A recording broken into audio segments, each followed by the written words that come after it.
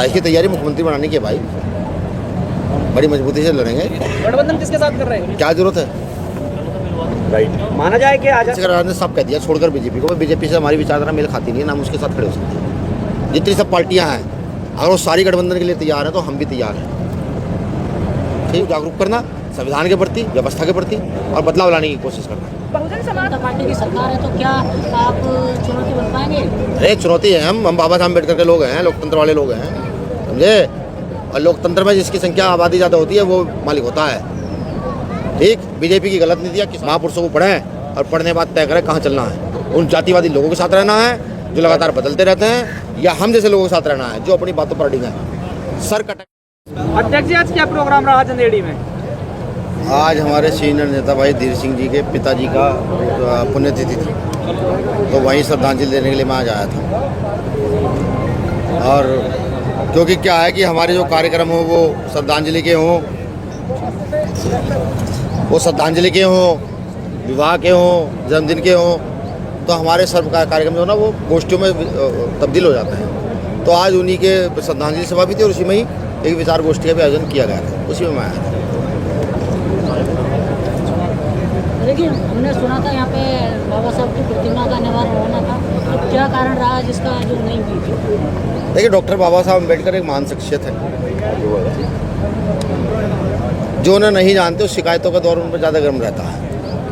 किसी ने शिकायत कर दी होगी, ये है वो है मामला, तो हम संविधान को मानने वाले लोग हैं। कोई एक आधा कागजात कम रह गया होगा प्रशासन का, तो वो अल्लाह के 4 दिन बाद अनावरण कर देंगे। अध्यक्ष जी, भीम आर्मी और आजाद समाज पार्टी पे लगातार सवाल उठते हैं कि दलित समाज के अलावा कोई इस पार्टी में और है नहीं, क्या कहना चाहेंगे आप? भाई मुझे लगता है धीर सिंह जी कौन है, मुझे तो ये बड़ा सवाल है। इधर ये जाहिद भाई बैठे हैं, इधर ये वाल साहब बैठे हैं, ठीक है।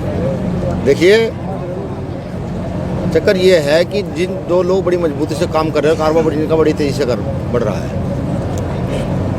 उनके लिए कुछ लोग छूटे हुए हैं फ्री फंड के प्रचारक, समझ रहे हैं। तो फ्री फंड में प्रचार करते घूमते रहते हैं कि आजाद समाज पार्टी में जाति के लोग हैं। अब उनको डरने लगे हैं ना, सारे समाज के लोग धीरे धीरे जुड़ते जा रहे हैं। ठीक, सही मायने भीम आर्मी आजाद समाज पार्टी जाति का संगठन पार्टी नहीं है। ये तो मजदूर, किसानों की, वंचितों की, इस देश का जो अल्पसंख्यक वर्ग है, जिसका अधिकार कुछ लोग खाए बैठे, छीने बैठे, ये उनका संघ है।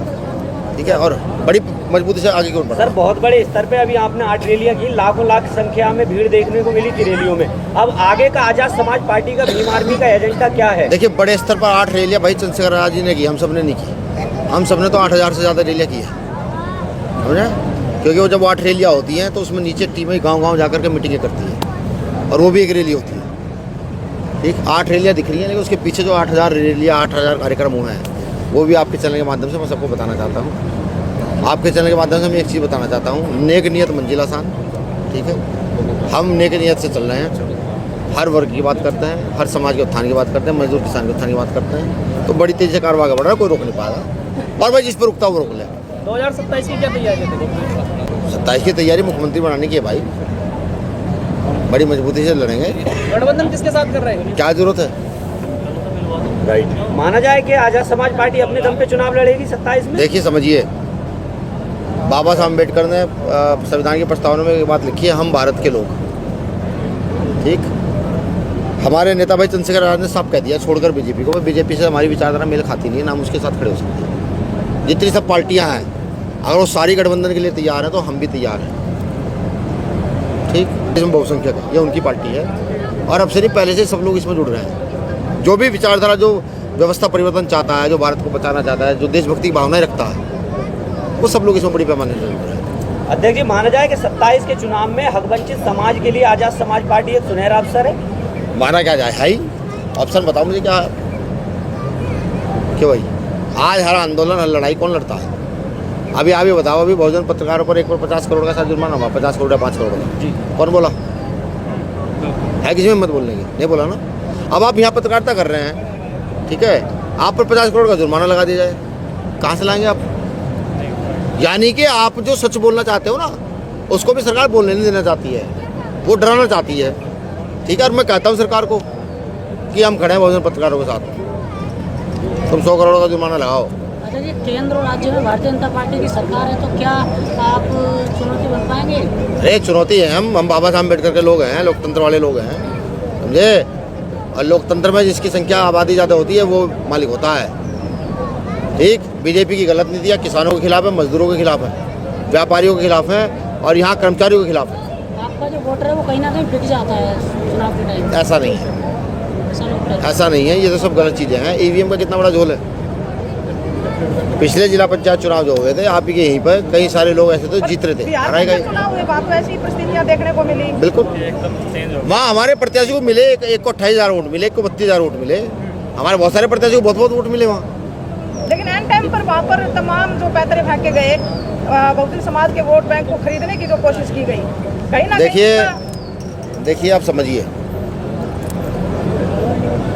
वहाँ पर सरकार ने जो है वोट खरीदने के लिए एक योजना चलाई, 10,000 रुपये लाडली बहन योजना, इस टाइप का कुछ नाम था, ठीक है। तो वो क्या है कि अब वोटों की खरीद फरोख्त जो है वो योजनाओं के तहत शुरू हो गई है। सीधा समाज है, समझ नहीं पाता है कि क्या सरकार चाह रही है। ठीक, अगर आप जाकर सर्वे करें कितनों को मिला है पैसा, तो 90% लोगों को कहेंगे किसी को नहीं मिला।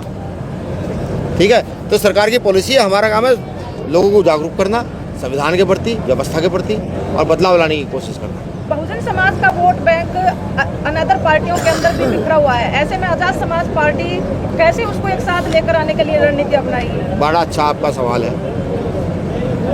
देखिए, इस पूरे देश में, इस पूरे देश के युवाओं को ये समझना होगा, अलग अलग जो वोट बिखरा हुआ है, आप सिर्फ जाति आधारित पार्टियों के साथ हैं या फिर ऐसे लोगों के साथ है जो व्यवस्था बदल सकता है, ये तय आपको करना है। ठीक है, अगर ऐसा होता तो डॉक्टर अम्बेडकर इस देश के लिए इतना कुछ करके ना जाते। ऐसा होता तो कुंभाराम आर्य को जूती पहनकर आंदोलन चलाने की जरूरत न पड़ती। ऐसा होता तो सर छोटू राम को सरकार के खिलाफ खड़े होने की जरूरत ना पड़ती। ठीक, तो मेरा आपसे निवेदन है, महापुरुषों को पढ़ें और पढ़ने के बाद तय करें कहाँ चलना है। उन जातिवादी लोगों के साथ रहना है जो लगातार बदलते रहते हैं, या हम जैसे लोगों के साथ रहना है जो अपनी बातों पर अडिग है। सर कटेगा झुकेगा नहीं। बहुत शुक्रिया अध्यक्ष, बहुत शुक्रिया, धन्यवाद।